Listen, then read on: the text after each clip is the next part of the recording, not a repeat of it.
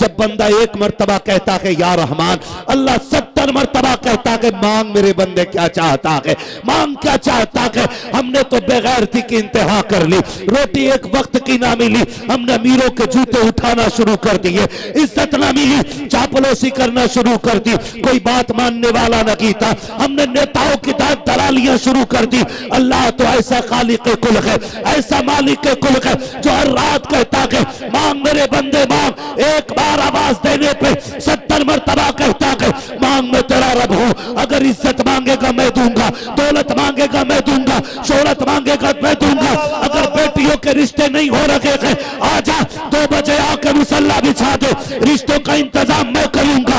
अगर बेटा नहीं मिल रहा है आके मुसल्ला बिछा दे, बेटा मैं दूंगा। अगर रिस्क में तंगी है मुसल्ला बिछा दे, रोजी मैं दूंगा। वो तो ये कहता है सुन तुझे आने में देर लगेगी, मुझे देने में कोई देर नहीं लगती है। हम मुफलिस का मोल चुकाएं, अपना हाथ ही खाली है। 50% मेंबर के लोगों को तौफीक नहीं थी कि दाद दे देते, पता नहीं किस चीज की चिढ़ थी। इनाम आधा नाम कर दिया करो भैया, कम से कम पैसे की वजह से सुभान अल्लाह कोई कह दे। आपसे नहीं कह रहा हूं, मैं भी अपने खानदान से बात कर रहा हूं। लेकिन बाद में इन्होंने बात खत्म कर दी, मुझे शोहरत दिलाने को मेरा अल्लाह काफी है। बोल लिया करो कभी कभार। कभी कभी मैं सोचता हूं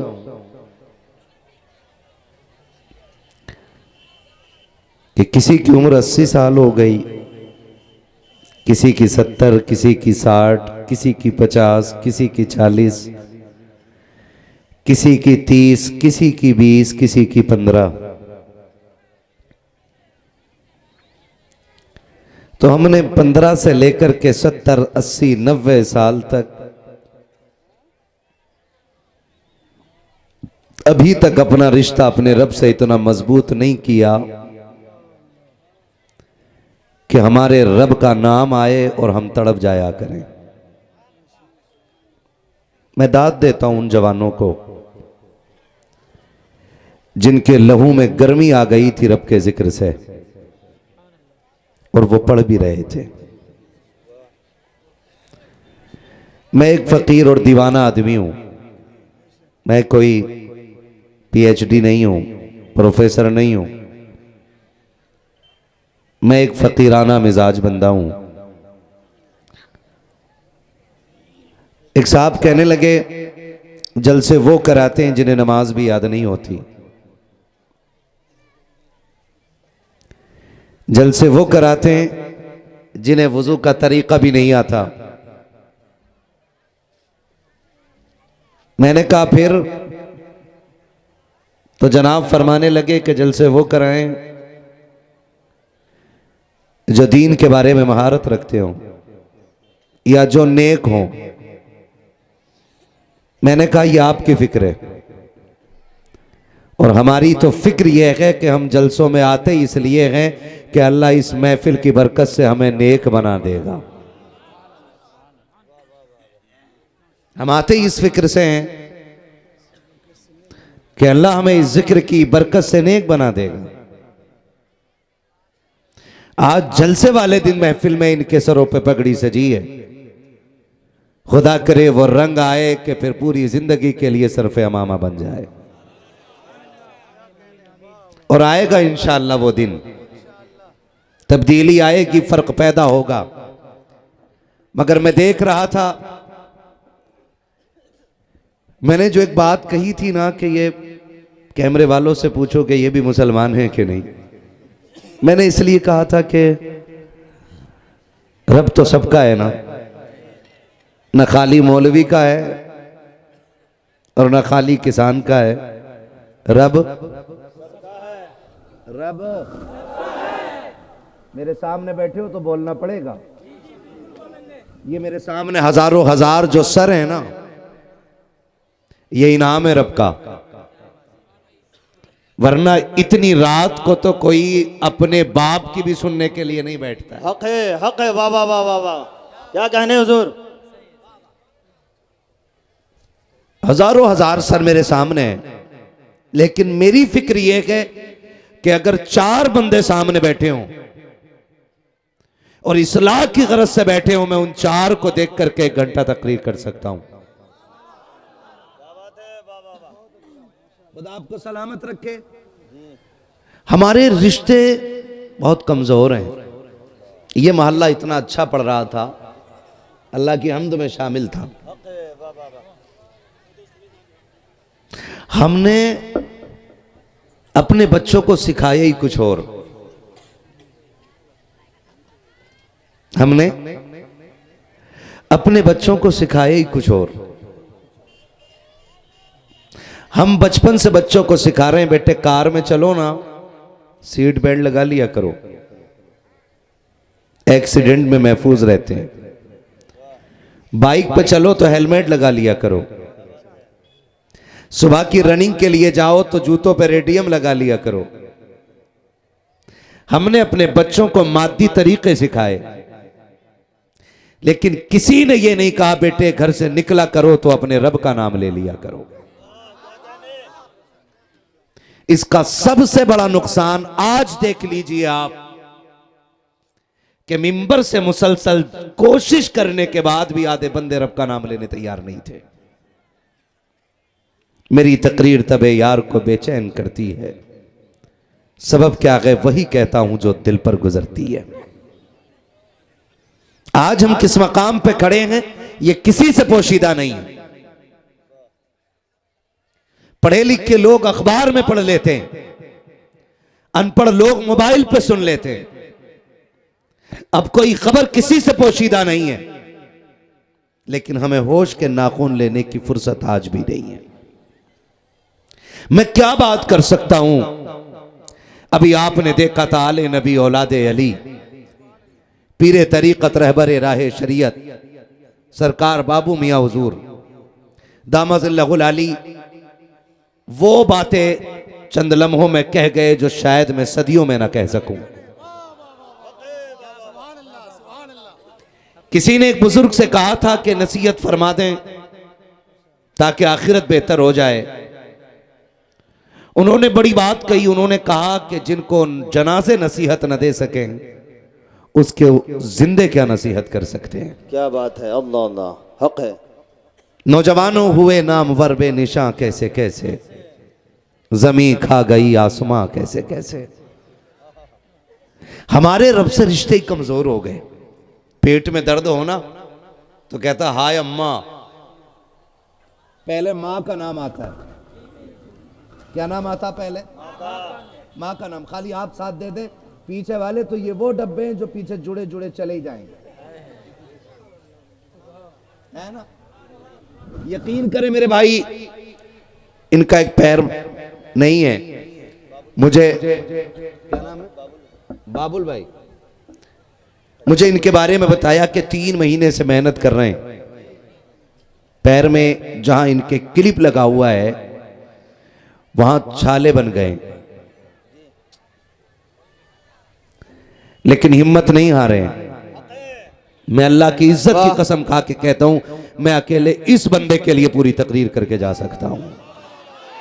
नारे तकबीर, नारे रिसालत, फैजाने हुजूर आली, फैजाने सरकार बाबू हुजूर मुफ्ती हम्माद रजा साहिब किबला। वाह वाह वाह। ये हमारे सदर, ये हमारे खजांची, ये हमारे सेक्रेटरी, इनकी मेहनतें क्यों इतनी मेहनत की, क्यों इतना पैसा लगाया? इसलिए कि दीन हुजूर की उम्मत तक पहुंच सके। दीन हुजूर की उम्मत तक पहुंच सके। मेरी बातें थोड़ी सख्त होंगी, लेकिन दिल टूटे तो माफ कर देना। मैं आपको दुख देना नहीं चाहता, मैं आपके जख्मों को कुरेद के ये एहसास दिलाना चाहता हूं कि अभी इन जख्मों को मरहम की जरूरत बाकी है। ये ख्याल रखिएगा, चोट लगे ना तो मां निकलता है। 4 लोग जख्म देख के कहते हैं डॉक्टर के पास लेके चलो। पेट का दर्द देख के लोग कहते हैं डॉक्टर के पास लेके चलो। डॉक्टर आला लगाता है, मशीनें लगाता है, फिर वो ये फैसला करता है कि भाई अपने बस की बात नहीं। फिर बंदा कहता किसी मियाँ के पास लेके चलो। फिर जब किसी अल्लाह वाले के पास आते तो वो कहते हैं अब खुदा के पास जाओ, मैं दुआ दे रहा हूं, मैं तावीज दे रहा हूं, लेकिन बस दुआ ही है अभी इनके लिए। ये लास्ट होता है कि नहीं? ऐसे ही होता है कि नहीं भाई? फिर आखिर में नतीजा ये होता है कि भाई हम सिर्फ दुआ कर सकते थे, कर दी, अब बाकी तू जाने, तेरा रब जाने। मेरा अपना मानना यह है कि जब पहली आह निकले ना तो मां की जगह उसमें खुदा का नाम आना चाहिए था। ऐसी आदत होनी थी हमारी जबानें, ऐसी आदत पड़नी थी हमारी जबानों की कि पहली आह पे पहली चीख निकलने वाली में जो नाम आना चाहिए था वो रब का नाम आना चाहिए था। याद रखिएगा, रब ना चाहे तो दुनिया की दवा हलक से उतार दो, शिफा नहीं मिल सकती, और अगर वो चाह ले तो एक चुटकी भर मिट्टी से अल्लाह मुसीबतें टाल देता है। बेशक बेशक हक है। ये कब होगा? जब रिश्ते हमारे अल्लाह से मजबूत होंगे, जब रिश्ते हमारे अल्लाह से जोर से मजबूत, अल्लाह से रिश्ते मजबूत होगा। जब रिश्ते मजबूत होंगे तब ये हालात होंगे और तब ये मकाम आता है। लेकिन माफ कीजिएगा, बहुत माजरत के साथ, काश हमने उतना ही रब पे भरोसा कर लिया होता जितना घोड़े की नाल की बनी हुई अंगूठी पे भरोसा करते हैं। काली अंगूठी देखी बेचते मेलों में, काली रिंग, कि ये किस चीज की है? कि घोड़े के खुर की है ना, घोड़े के नाल की अंगूठी है। इससे क्या होना है? कहीं से पहन लो बरकत आ जाएगी, इसे पहन लो तकदीर के दिन बदल जाएंगे। हाय बदकिस्मती, हमने तो अपने रब पे उतना भी भरोसा नहीं किया जितना घोड़े के बाल पे लोग भरोसा करते, और उसके बाद कहते हैं कि दुआएं कबूल नहीं होती हैं। आपने देखा है कभी बच्चे को रोए बगैर मां ने दूध पिलाया हो? बोलो। हम जिन घरों में रहते हैं हम देखते हैं बच्चा रोए ना तो मां दूध नहीं पिलाती है। और सोच तो सही, बिना रोए मां दूध नहीं देती तो बिना रोए रब तेरी झोली को कैसे भर सकता है?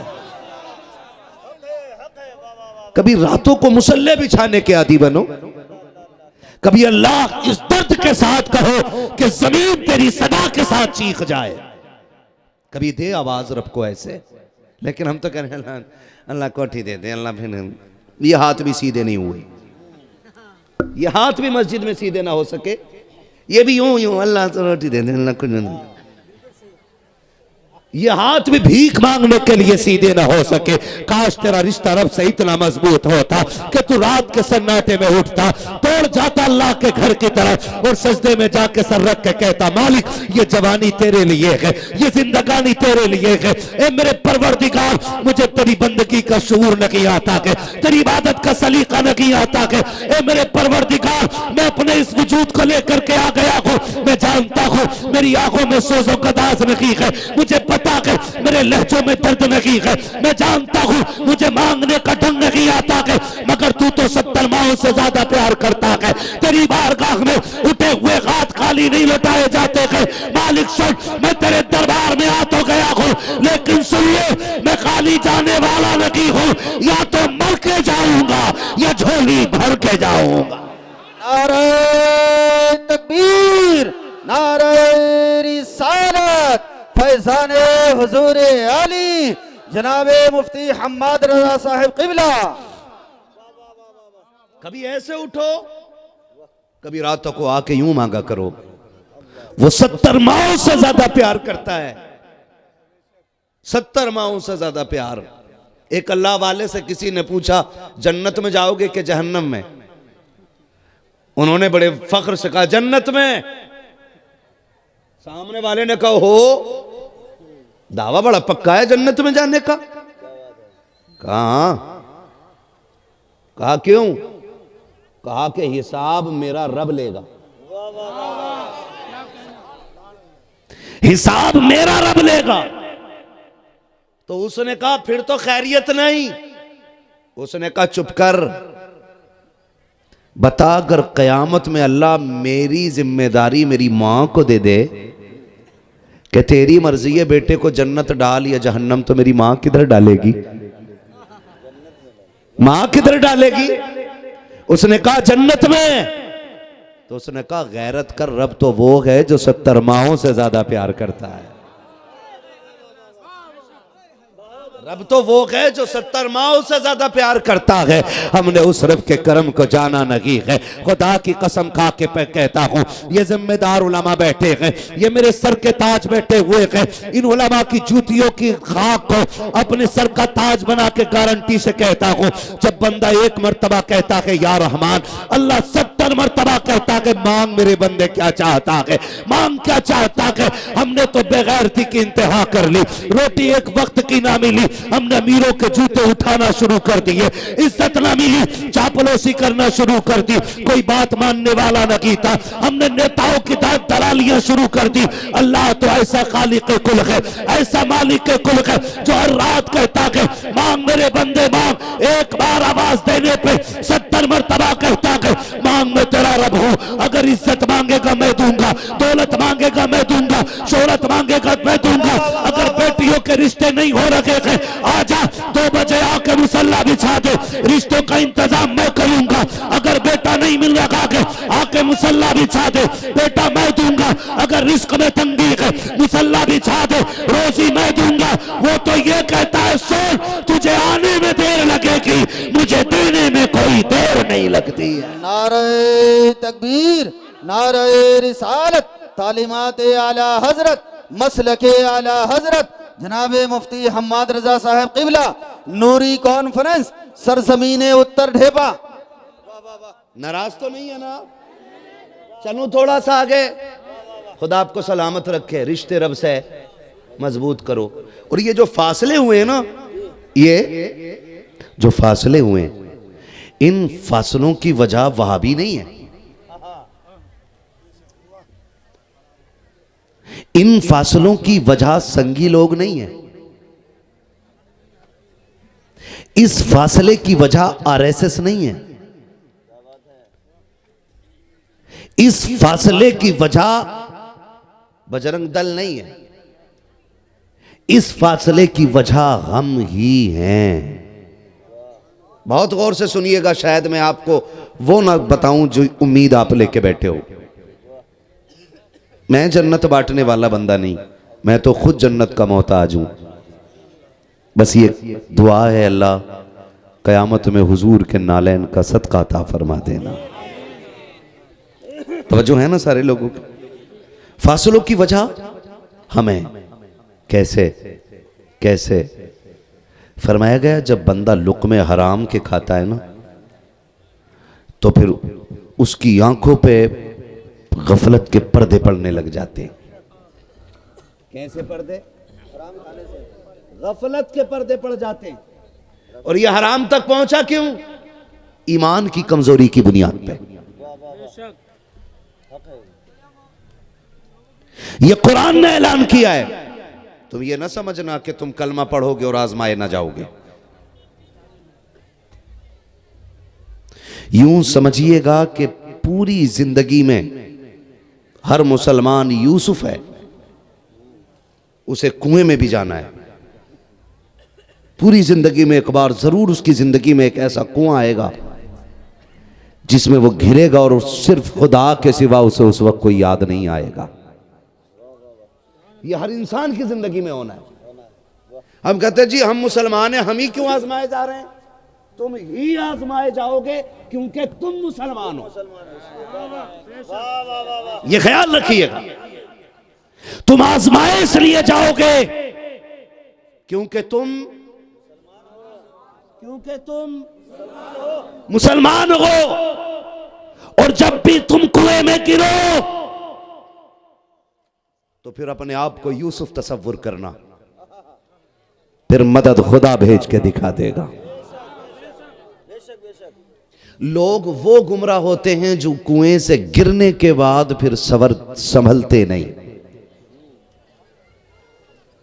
तवज्जो है, मैं बता दूं एक बात, कुआं, गुर्बत, मुफलिसी, तंगदस्ती, बच्चों की भूख, घर की जरूरतें, शौक, ये सारे कुओं में से कोई एक कुआं हो सकता है। कोई भी एक कुआं हो सकता है। बीवी ने कहा सुनो मुझे 12,000 का सूट चाहिए। आदमी की कमाई थी कितनी? 4,000। ये यूं माने कि पर डे उसकी कमाई 400 रुपए। कितनी? जोर से कितनी? पीछे वाले भी शादीशुदा लोग हैं, खाली कुंवारे ही बैठे। कितनी इनकम थी? सारे नहीं बोल रहे हैं, सिर्फ कुंवारे बोल रहे हैं इस बात को। शादीशुदा भी बोल रहे हैं घर में रोटी मिलेगी आपको, मेरी गारंटी है। डर के बात ना करें। कितनी इनकम? 400 रुपए की इनकम। बीवी ने यह कहा 12,000 का सूट चाहिए, मैं खाला की बेटी की शादी में जाने वाली हूं। मर्द ने क्या किया? क्यों ना यार रिश्वत ले लो, ब्याज ले लो। फिर बंदे के कदम हराम की तरफ चल दिए। याद रखिएगा ये जो रिश्वत और ब्याज की तरफ उठा हुआ कदम है, ये पहला और आखिरी कदम नहीं होगा, ये आपकी नस्लों को तबाही की तरफ ले जाएगा। यही मुझे और आपको संभलना है। जब जरूरतें हमारी हैसियत से बड़ी आके खड़ी हो जाएं, तो फिर अपने से बड़े को न देख। अगर तेरा ख्याल हो कि 18,000 का जूता मेरे पैर में होना चाहिए था और नहीं है, तो फिर उसको ना देख जो 22,000 का जूता पहने हुए है, बल्कि उसे देख जिसके पैर में जूता ही नहीं है। और अगर तेरे पास जूता ना हो तो फिर पहनने वाले को ना देख, उसे देख जिसका पैर ही नहीं है, ताकि तुझे इस पैर की कदर मालूम हो जाए। फरमाया गया अपने से बड़े को देखोगे तो एहसास कमतरी के शिकार होगे, और अपने से छोटे को देखोगे तो रब के शुक्रगुजार बंदे बन जाओगे। अपने से छोटे को देखा करो ताकि उसके शुक्रगुजार बंदे बने रहो। मुश्किलें जिंदगी में आती हैं, कभी हराम की तरफ नहीं जाना है, कभी नहीं जाना है। और अगर दिक्कतें घेर लें तो ये 60 साल जिंदगी क्या है, इसकी औकात क्या है, 70 साल जिंदगी की हैसियत क्या है, एक पलक झपकने बराबर नहीं है। जब कब्र में उठाया जाएगा, एक झपकी से ज्यादा जिंदगी नहीं लगेगी, एक लम्हे से ज्यादा की ये 70 साल जिंदगी नहीं लगेगी। मेरे जवान, मेरे हाथ जुड़े हैं, तुझे खुदा का वास्ता दे के कहता हूं, अगर गुर्बत दरवाजे पे आ जाए, मुफलिसी आके घेर ले, हराम की तरफ कदम ना बढ़ाना। खुदा तौफीक दे, रात के सन्नाटे में मस्जिद की तरफ आ जाना, और वो 2 रकात का तोहफा जिसे नमाज हाजत के शक्ल में मेरे मुस्तफा ने अता किया है, वो 2 रकात नमाज हाजत पढ़ना और रब के आगे झोली फैलाना। खुदा की कसम तेरी झोली फैलने में देर मिलेगी, उसके यहाँ से रिस्क मिलने में कोई देर नहीं लगने वाली। नारे तकबीर, नारे रिसालत। खतीब आज़म हिंदुस्तान हजरत अल्लामा मुफ्ती हम्माद रजा साहिब क़िबला फैजान बाबू हुजूर। वाह वाह वाह वाह वाह। चलूं आगे थोड़ा सा, चलूं थोड़ा सा आगे। और याद रखिएगा, जब रब किसी बंदे को दुख देता है ना, तो समझ लिया करो रब को उस बंदे पे प्यार आ गया है, प्यार आ गया है। इसलिए रब बंदे को दुख देता है ताकि बंदा रब के करीब हो जाए, करीब हो जाए, करीब हो जाए। ये दुख अजाब नहीं। मैं कभी कभी यहाँ हमारे यहाँ मिंबर से ऐलान होता है ना, जो ये हाथ उठा देगा इस पे फालिज नहीं आएगा, जो ये उठा देगा इस पे बीमारी नहीं आएगी। मैं कहता हूँ बीमारी जहमत नहीं, बीमारी खुदा की रहमत होती है यार। आए ना, आए ना बीमारी यार, आए ना, ताकि बंदा लेटा लेटा कहे अल्लाह अल्लाह अल्लाह अल्लाह। रब फरमाता फरिश्तों मेरे बंदे का हाल क्या है? फरिश्ते कहते मालिक तड़प रहा है बिस्तर पे, कहा क्या कह रहा था? मालिक करवट नहीं ली जाती मगर फिर भी कहता शुक्र है तेरा, शुक्र है तेरा। रब फरमाता फरिश्तों गवाह हो जाओ, मैंने उसको सारे गुनाहों से पाक व साफ फरमा दिया है। ये दुख भी है ना, ये दुख भी रब की नेमत होते हैं।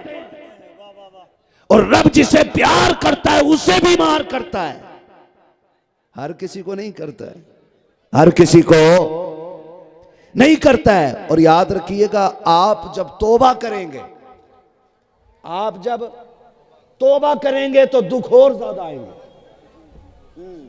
आप जब नेक बनेंगे तो आजमाइशें और ज्यादा आएंगी। क्यों? क्यों? ये भी फरमाया गया जब दुख बड़े हों, हजरत अली ने फरमाया जब दुख बड़े आ जाएं तो समझ लिया करो अल्लाह रुतबे बुलंद देने वाला है। ये भी जरूरी है। आपने नाम सुना होगा हबीब अजमी, क्या नाम है? जोर से बोलो, मैं तुम पे सदके जाऊं कि आप इतनी रात को भी बैठ करके हुजूर की बातें ऐसे सुन रहे हो जैसे अभी आके बैठे हो। यार मैं कभी ये नहीं कहता कि तुम कमीने हो, बदबख्त हो, तुम नलायक हो, तुम ऐसे हो वैसे हो, ना कहा करो। फरमाया गया जहाँ 40 लोग हों वहाँ एक वली होता है, जहाँ 4000 बैठे हों वहाँ कितने वली बैठे होंगे यार, है ना भाई? सुभान अल्लाह। भाई मैं मिंबर पे बैठा हूँ, आपको मेरा जुब्बा दिख रहा है, मेरा कुब्बा दिख रहा है, मेरी पगड़ी दिख रही है, तो लोग देख के कह रहे हैं हाँ भाई मौलाना बैठा है। लेकिन इस महफिल में कोई ऐसा भी तो हो सकता है ना जो सोता बाद में हो, हुजूर का सलाम का जवाब पहले सुन लेता हो। क्या राज कोई जाने यार, क्या कोई राज जाने किसी के? तवज्जो है ना सारे लोगों की? हाँ, तो नाम सुना है ना? क्या नाम बताया था मैंने अभी? हबीबे अजमी। आपका सूद ब्याज का कारोबार बहुत धड़ल्ले का था, बहुत बड़ा बिजनेस। एक वक्त का खाना भी बिना सूद के पैसे के आप नहीं खाते थे। एक बेवा औरत ने पैसा ले रखा था, आप अपना कर्ज मांगने के लिए गए। बेवा कहने लगी अभी कुछ दिन की मोहलत दे दे, कुछ दिन बाद दे देंगे। आपने फरमाया सुन आज मैं खाली नहीं जाने वाला, कुछ ना कुछ लेके जाऊंगा। अंदर घर में गए, कपड़े से छुपा हुआ गोश्त का टुकड़ा रखा था, वो आपने उठाया, लेके चले। बेवा की चीख निकल गई। उसने कहा हबीब मेरे बच्चे यतीम है, मैं बेवा हूं। एक जमाने से बच्चे कह रहे थे गोश्त अम्मी कैसा होता है, बड़ी मुश्किल से आज पहली बार ये टुकड़ा मिला है। हबीब ये छोड़ जा, ये छोड़ जा ताकि मेरे बच्चों का एक ख्वाब पूरा हो जाए। हबीब अजमी कहते हैं मैंने नहीं सुना और झटका दिया, बेवा को गोश्त लेके आ गया। मैंने बीवी से कहा बीवी मैं नहाने जा रहा हूं, खाना बना। मेरी बीवी कहने लगी हबीब ये किधर से लाया? मैंने कहा एक बेवा के घर से छीन के लाया हूं, उस पर मेरा कर्जा था। मेरी बीवी ने कहा हबीब तौबा कर ले, कहीं ऐसा ना हो रब का अजाब आ जाए। मैंने गुस्से में कहा चल तू अपना काम कर। ये कह के मैं नहाने के लिए चला गया। हबीब कहते हैं जब निकल वापस आया ना, मैंने बीवी से कहा जल्दी करो खाना तैयार हो गया होगा। उसने कहा जी तैयार हो गया। कहा जैसी उसने हांडी का ढक्कन खोला है, क्या देखती है कि सारे गोश्त का खून बन चुका है। चीख निकली और कहा हबीब सुन अल्लाह का अज़ाब।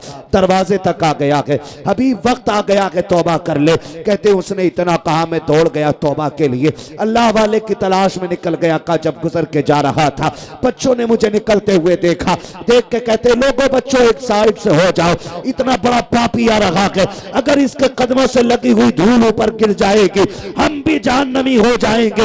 ये कह के जब बच्चे हटे हैं हबीब अजमी की चीख निकल जाती है मालिक मैं तो तेरा मुजरिम हूं, मैं तेरा खतावार हूं, जमाने में यूं तो रुसवा न कर। ये कहते हुए आगे जाते हैं।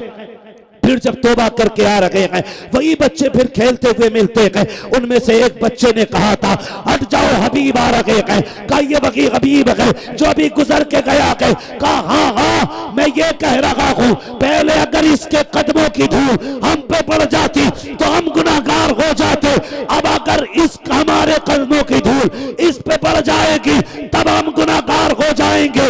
इसलिए कि इसने ऐसी तौबा कर ली है कि इससे ये रब राजी हो गया है, ये रब से राजी हो गया। यही हबीब है। तौबा करके आ गए। काम कौन सा था? समझते हैं ना ब्याज या कोई और बात कहते हैं? सूद ब्याज ना, सूद ब्याज सुने, यही ना। तो काम किस चीज का था? सूद ब्याज का। तौबा कर ली, सारे काम छोड़ दिए, गुनाह के सारे काम छोड़ दिए। अब इम्तिहान शुरू होता है। घर में फाकों की लाइन लग गई, बच्चे कमजोर होने लग गए, खुद भी बूढ़े हो गए, बाल सफेद हो गए। बीवी ने कहा मेरे सरताज अब बच्चों की भूख नहीं देखी जाती, ये लें थैला, थैला समझते हैं ना, जाइए मंडी, काम मिले ना थोड़ा राशन जरूर ले आइए। कहा कम से कम इतना ले आइए जिससे बच्चों की जान बच सके। हबीब अजमी निकले, बीवी दरवाजे पे आ गई, कहने लगी हबीब इया का वल हराम, खबरदार आज भी हलाल ना मिले ना तो लौट आना, लेकिन हराम का लुकमा ना लेके आना। बीवियां ऐसी होती थी। आज की बीवी कहती है सुनो, मरो या कुछ करो, मुझे कान की बाली चाहिए, मुझे पैर की पाजेब चाहिए। मेरी बेटी तुझे खुदा का वास्ता दे के कहता हूं, जन्नत का ताल्लुक हजारों के जोड़े से नहीं है, लाखों के सोने से नहीं है। अगर तू ये चाहती है कि जन्नत तेरी कब्र में क्यारी बना दी जाए जन्नत की, तो सिर्फ 10,000 के चक्कर में न पड़, 20,000 के चक्कर में न पड़, बस इतना कर ले। अगर शोहर तेरा गरीब है, पैबंद लगे कपड़े पहन के नबी की बेटी की सुन्नत अदा करके चली जा, इस हाल में दुनिया से जा कि तेरा शोहर तुझसे राजी है। गारंटी के साथ कहता हूं, कोई तीजा करे या ना करे, कोई 40वें के लिए चने लाए या ना लाए, तेरी कब्र पे अजान हो या ना हो, तू खातूने जन्नत की तरह शोहर को राजी करके चली जा। खुदा की कसम, फटे कपड़े पहन के तू कब्र तक आ जा, जन्नती जोड़ा लेके नबी तेरी कब्र में आ जाए। नारे तकबीर, नारे रिसालत, फैजाने हुजूर आली, नूरी कॉन्फ्रेंस, सरजमीने उत्तर ढेपा, हजरत अल्लामा मुफ्ती हम्माद रजा साहिब किबला। बेटियों को चाहिए ना करो जिद, ना करो। मर वो भी गई जिनके पास 10 तोले सोना है, मौत उन्हें भी आनी है जिनके पास 1 तोला ही नहीं, मौत उसको भी आनी है। बेटी इज्जत वाले जनाजे उनके नहीं होते जिनके बदन से लाखों का जेवर उतारा गया हो, इज्जत वाले जनाजे उनके होते हैं कि जो हया का जेवर वो दुनिया में पहन के रहती थी, वही जेवर लेके कब्र तक गई हो। ऐसी बेटियां जन्नती होती हैं, ऐसी बेटियां जन्नती होती हैं। बीवी ने कहा हबीब जा तो रहे हो ना, इया का वल हराम, खबरदार हराम ना लाना। घर से निकल गए, मंडी में आके खड़े हो गए। दुनिया बड़ी मतलबी है, बताया था ना, मतलबी ये दुनिया है, मतलबी जमाना है।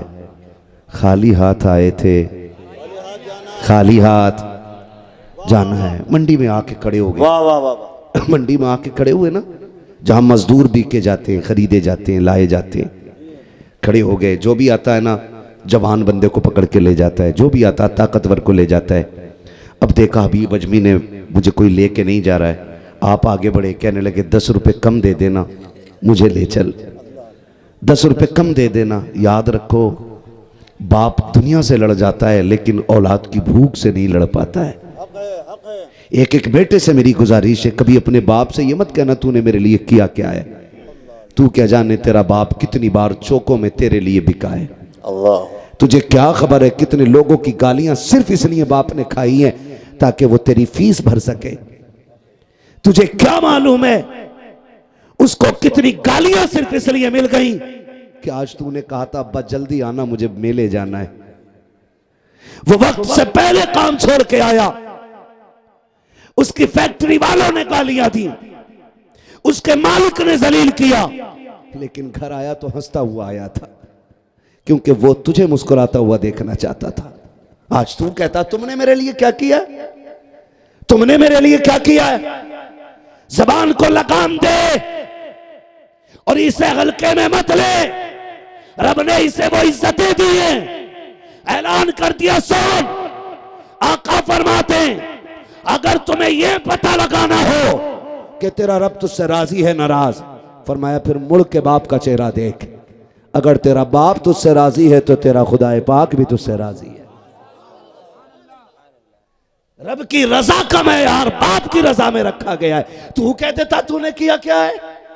सुन, जिस दिन बाप बनेगा और मंडी में बिकेगा ना, उस दिन तुझे पता चल जाएगा तेरे बाप ने तेरे लिए क्या किया है।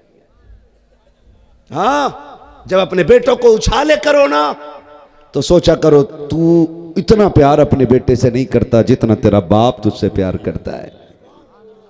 उसे भी वक्त दिया करो। कहते हैं सुन, 10 रुपए कम दे देना, मुझे ले चल। उसने बाजू पकड़ा, कहने लगा बूढ़े ये काम की उम्र नहीं, आराम की उम्र है, चलो। ये कोई काम की उम्र है तुम्हारी। ये कह के उसने हटा दिया।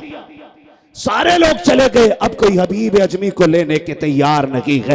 हबीब ने सूरज को देखा, चढ़ आया गए। फिर बगल में थैले को देखा गए। ख्याल आता घर जाऊंगा, बच्चे खाली हाथ देखेंगे, क्या जवाब दूंगा, जाऊं तो किधर जाऊं, कोई काम के लायक नहीं समझता गए। जब कोई राह न सुझाई थी, आपने नजर उठा के देखा, सामने मस्जिद का दरवाजा था। आप रोते हुए मस्जिद में गए, वुजू किया, सजदे में सर रखा, रो के कहते मालिक ये दुनिया वाले मुझे मजदूरी के लायक नहीं समझते हैं, लेकिन मैं तेरे घर में आ गया हूं। ए मेरे परवरदिगार, जिसका कोई सहारा नहीं है उसका तू सहारा कर। मेरे मौला, मैं तेरे घर में ड्यूटी करूंगा, तेरे घर की सफाई करूंगा, तेरे घर की सफे बिछाऊंगा, यहाँ झाड़ू लगाऊंगा। मालिक बस इतना दे देना जिससे मेरे बच्चों के एक वक्त के खाने का इंतजाम हो जाए। हबीब रोते जा रहे हैं, अल्लाह के घर की सफाई करते जा रहे हैं। शाम हो जाती है। इसी हालत में कोई पैसे का इंतजाम नहीं है, कोई लुकमे का इंतजाम नहीं है। जब बच्चे सो जाते हैं फिर हबीब घर में आते हैं। फिर बीवी ने वेलकम किया है, हाथ पकड़ा के अंदर लाई है, ला करके बैठाया, खिदमत की है। उसके बाद फिर कहा था हबीब आज भी मजदूरी नहीं मिली। कहा मेरी शरीक हयात क्या करूं। हिम्मत जवाब दे जाती है, इतना करीम है वो कि मांगते हुए खैरात आती है। अब बीवी के सब्र का दामन टूटा है। उसने कहा जाओ, तुम्हें मांगते हुए खैरात आती है, लेकिन मेरी तरफ से कह देना, अपने मालिक से कहना कि मेरी बीवी ने कहा है मेरा तीसरा दिन काम का है, मुझे 3 दिन की मजदूरी ना दे। अब बच्चों की भूख देखी नहीं जाती है, उनकी कमजोरी दम तोड़ रखी है। इतना तो दे दीजिए, 1 दिन की मजदूरी दे दो ताकि बच्चों की भूख का इंतजाम हो जाए। अब आलम यह था, हबीब जब घर से चल रहे हैं, चीखे मार कर रो रहे हैं, मालिक ये क्या हो गया है, आज मेरी बीवी ने किस मकाम पे लाके खड़ा किया है। वो कहती है हबीब खाली ना आना, अपने मालिक से मेरी तरफ से कह देना। हबीब ये सोच के बेकरार है, आज जब मस्जिद में आए हैं, आज मंजर निराला है, आज अंदाज जुदा गाना है, आज आंखों का भी दर्द अलग है, आज सोचे जा करके अर्श इलाकी को हिला रखी है। आज हबीब के सजदों ने जमीन का सीना चीर दिया है। आज हबीब के लहजे में बला का दर्द था। रो के कहते कि मालिक 3 दिन तक तेरे घर में नौकरी करता रहा, एक दिन सवाल नहीं किया कि मेरे मालिक आज खाली न लौटाना। आज मेरी बीवी ने कह के भेजा कि मेरे मालिक आज खाली गया तो मेरी जबान, मेरी बीवी की जबान न खुल जाए। और मेरे मालिक तू जानता है मैं अपनी सास से ज्यादा, कुल कायनात से ज्यादा तुझसे प्यार कर